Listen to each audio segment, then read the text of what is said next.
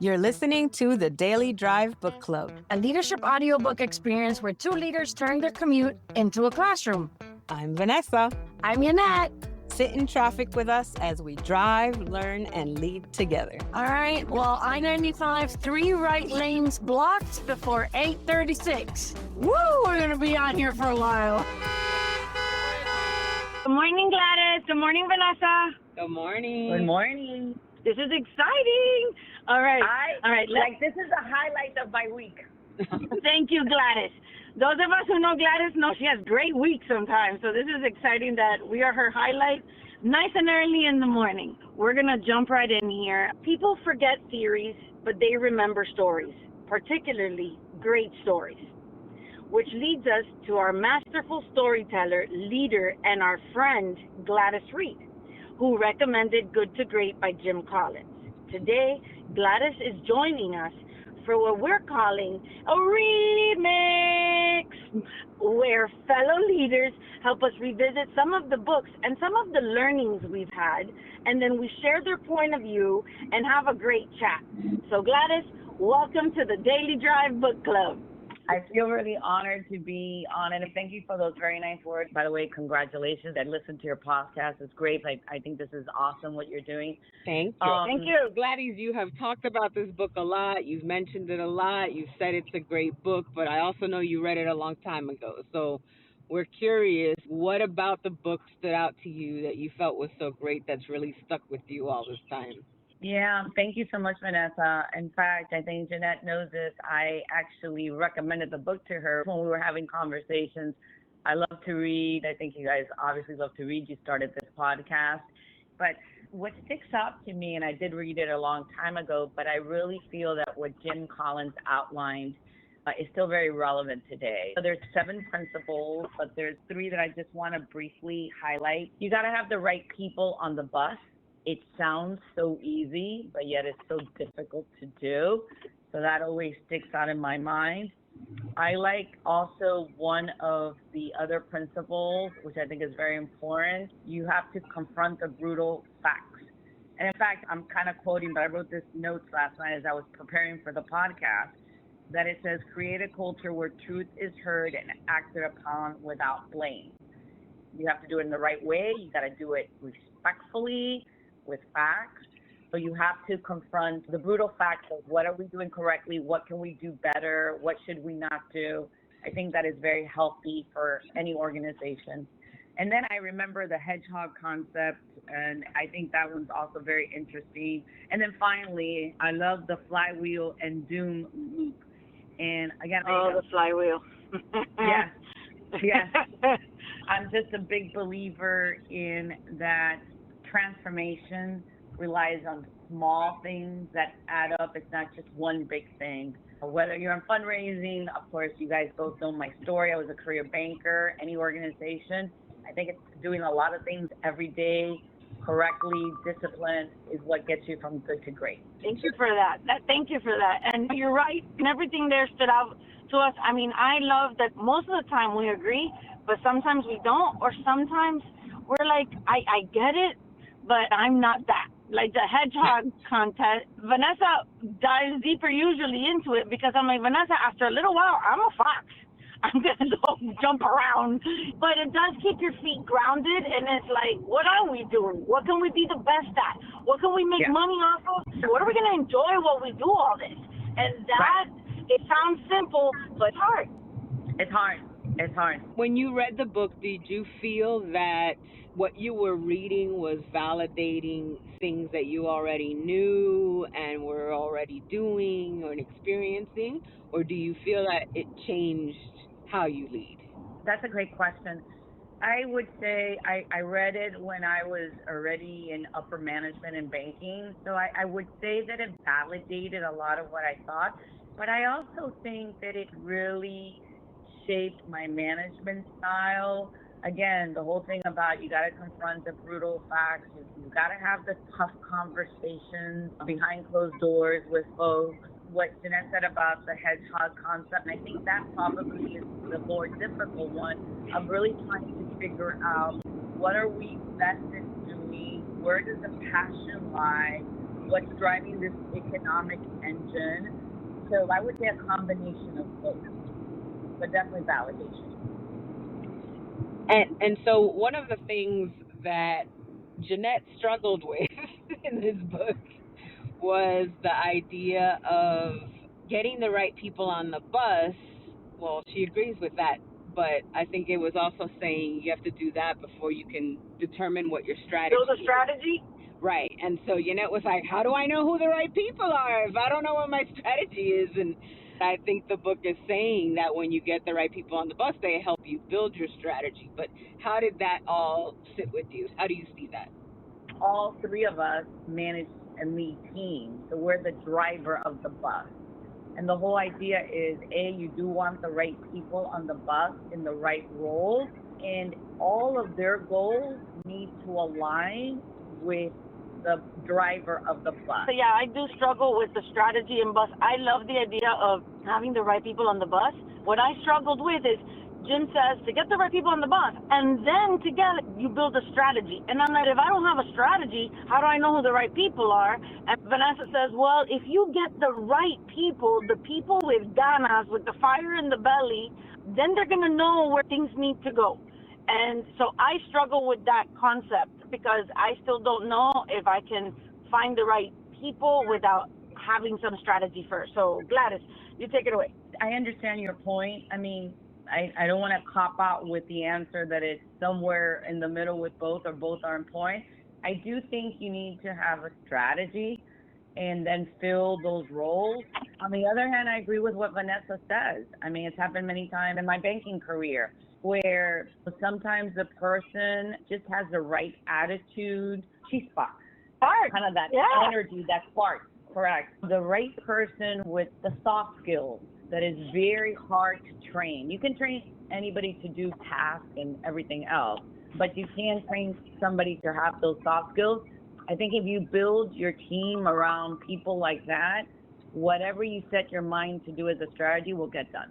I want to dig into a little bit about what makes the right person. So when you're looking, again, assuming you don't know what your strategy is and you're just trying to get the right people that are going to help you build something amazing, what are those qualities you look for? Because for me, what you said is exactly right. I will hire someone based on their personality, their energy, their ganas, their chispa, even if they don't have any experience in the exact area that I need, because I can train them on all of that, but I can't change who you are fundamentally, right?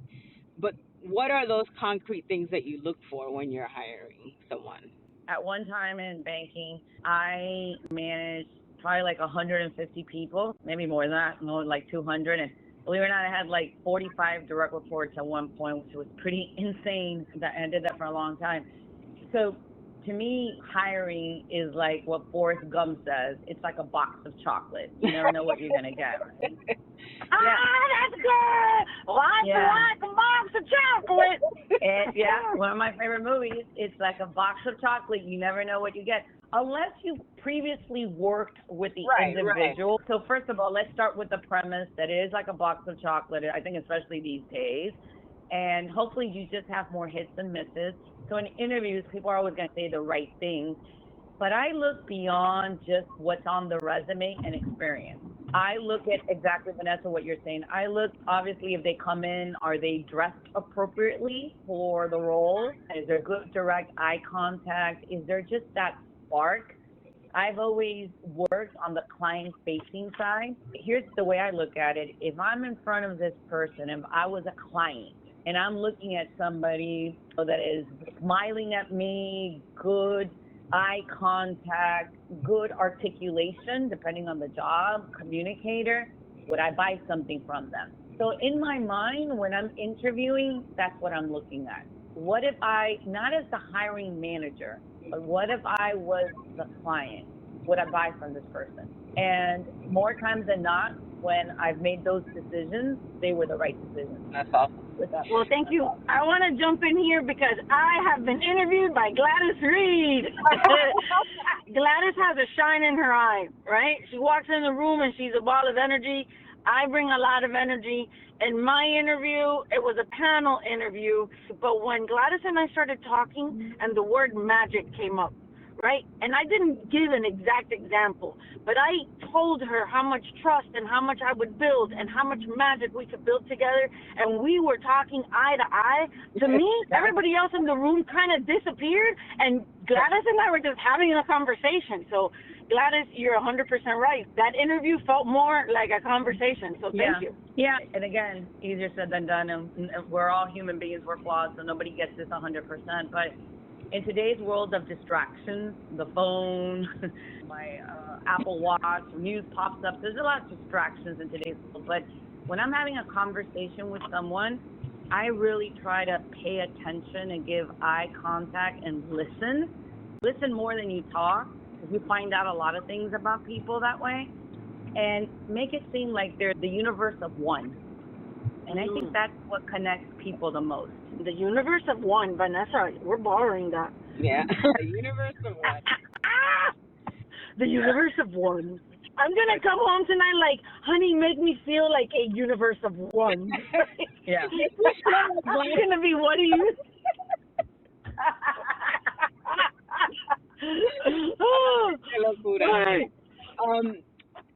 I would love to know, do you have a favorite interview question that you like to ask? Let me cheat and say just two quick ones. I do like to ask towards the end, if you would paint your perfect job, what would that look like? Mm-hmm. Because believe it or not, I've gotten many times responses that has nothing to do with who I'm trying to hire or the role. I'm like, okay, forget about that in my mind. Right? So I like to ask that. Tell me, what would the perfect job for you be? And you could almost go anywhere, right? Like what type of job you want. I mean, make it very broad. So I like to ask this. But also, again, kind of back in my client-facing day. Generally, if I interviewed somebody that had a little bit of experience, or even if they did have experience, I would ask, tell me about a day where you had a difficult client. What was the situation, and how did you make them whole or happy again and content? And to me, that says a lot on the person of what that situation was, what was that solution.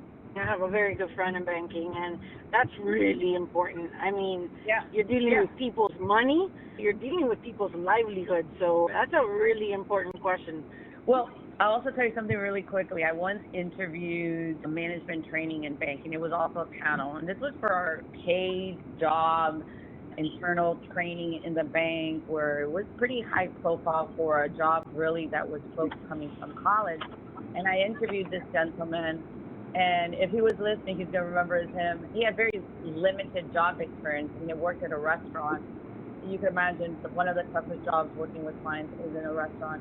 I mean, this has been documented. And he was saying that client got upset at the meal and made a fuss or whatever, and his boss wasn't around, and then he said all the right words to appease him, and then he gave him free ice cream, and that made the whole night.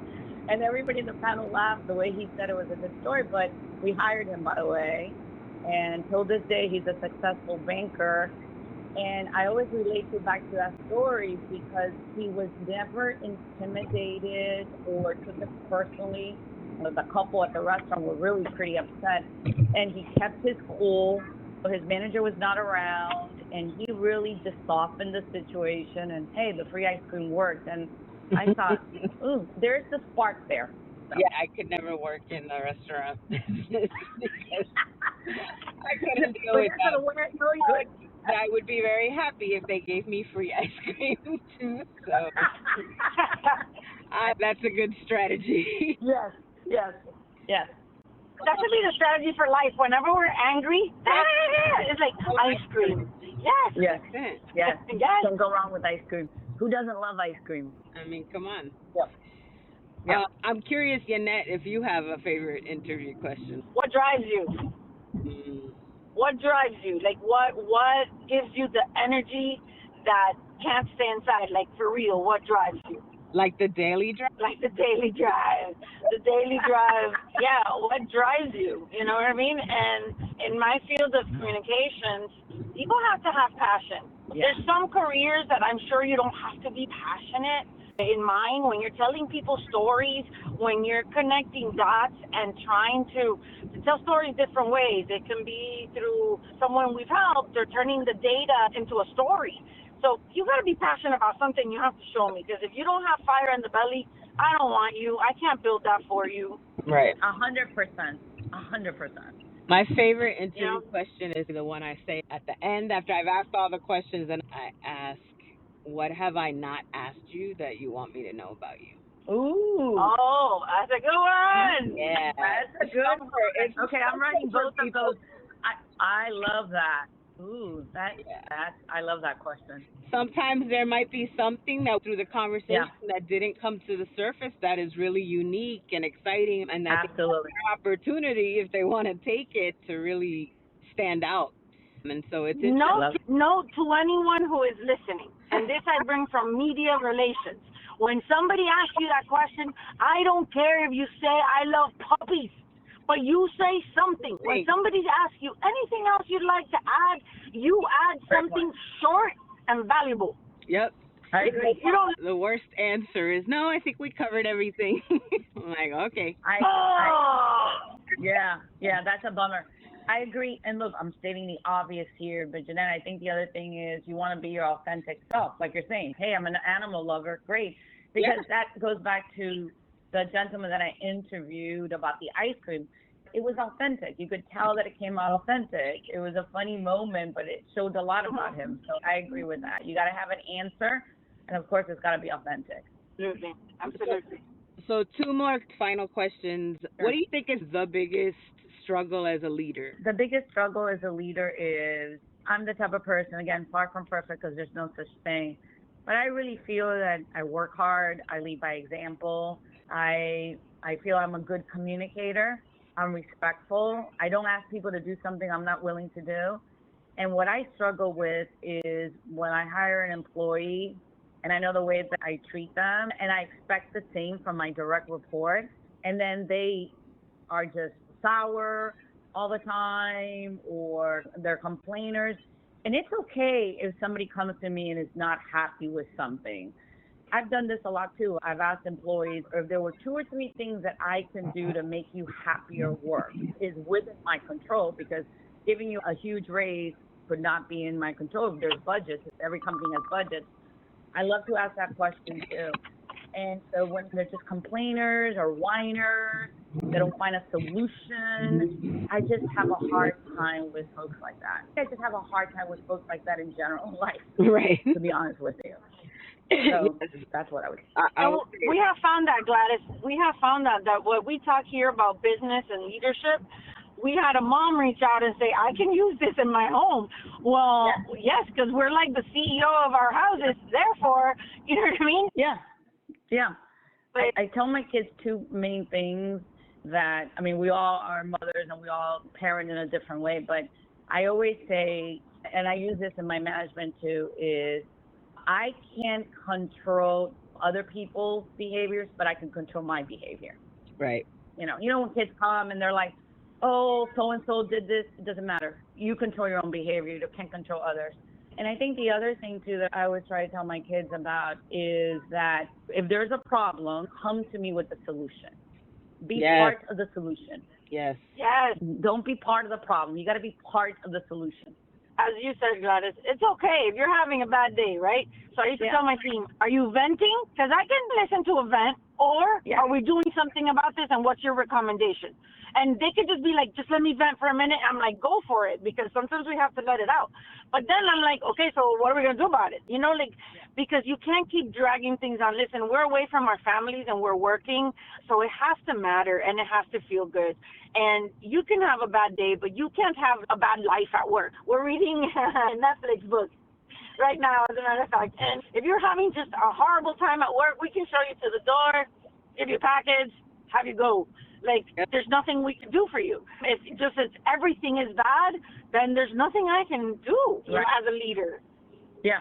To me, venting is important. All my bosses have known Vanessa just needs to vent, and then she's back on task. So I just gotta let it out, and then I'm gonna deliver something awesome for you. I had a mentor early in my career that said, "Don't ever walk into your boss's office with a problem you don't have at least a couple of recommended solutions for." Yeah. And I No, took absolutely. be the problem solver, not the problem raiser. I used to tell my bankers, and this drives me crazy in my personal life and business life, is I'm used to being a decision maker, and I had to make a lot of decisions in banking every day, every minute of the day. What I would tell my bankers when I would hear the same problem and same problems, like I get bored hearing the same thing. What is the solution? My mother taught me this. Everything in life has a solution other than death. Like that doesn't have a solution, unfortunately. Everything else has a solution. La muerte es lo único que no se arregla. There you go. There you go. So don't come to me every day or every week with this nagging same thing. Let's find a solution to it. And by the way, I will find the solution, but I want those that report to me, I want it to be their solution. Right. You want them to own it. Absolutely. Own it. I own it. What is the answer here? Even if ultimately maybe it's not what I want to do and I need to step in, that drives me crazy too, like those nagging things that just don't get resolved. Right. Get them resolved. So last question, what piece of advice would you give to the leaders out there that are listening for their Monday morning? They're getting ready to start their week. What piece of advice would you offer? Some of this stuff we kind of all know. Two important things is always lead by example. Like I said, don't ask your people to do something you're not willing to do, even if you're a higher level and your position and role is different. I also have always learned from the very beginning when I started managing people in my mid-20s, I treat people the way I like to be treated. Even to this day, when I know that I'm going to have a conversation with an employee that could be a little bit difficult, a little bit tough, the day before, kind of run through my head, what am I going to say? And then I tell myself, if I was that person, I heard that, right? If I was the employee, how would I react to that? What do I think their comeback is going to be? So I, in my mind, work through it, because I think at the end of the day, the best type of managers understand that everybody has a different personality. By the way, generational thing that comes up today, I hired and promoted a branch manager at 25, and I hired somebody at 75. There was a 50-year gap. They were both really good at what they did. They just did it differently. So embrace that people are different. Embrace that people come with different views. But at the end of the day, it goes back to the bus. If everybody's marching at the same way towards the same goals of the company, then that's what matters at the end of the day. Thank you for that. And I would just say, that was good. I just want to say that we are so thankful that you agreed to be a guest on our podcast, because we both, I think I can speak for Yanet when I say that we both really admire you as a leader. Your professionalism, your work ethic, your directness, your transparency. I feel like in the short time that we've worked together that I've learned a lot from you about how to be a good leader. So thank you for having the conversation with us today.